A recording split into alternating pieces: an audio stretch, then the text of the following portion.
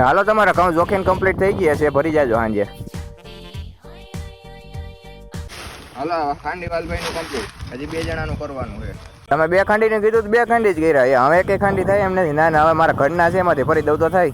ના ના, તમે ઘઉં જોઈ જાઓ અને ગમે તો લઈ જાજો. આમાં અમે ઈ જ ખાવાના છીએ, તમને ઈ જ ખવડાવવાની છે. એમાં કઈ ભેળસેળ તો નથી કરવાના. ના ના ભાઈ, 300 500 અને 450 રૂપિયામાં કઈ હું ઘઉંનો ભાવ હોય? 550 રૂપિયા છે. બજારમાં લેવા જાવ ને તો તમને ખબર પડે કે કેટલા રૂપિયામાં મળે.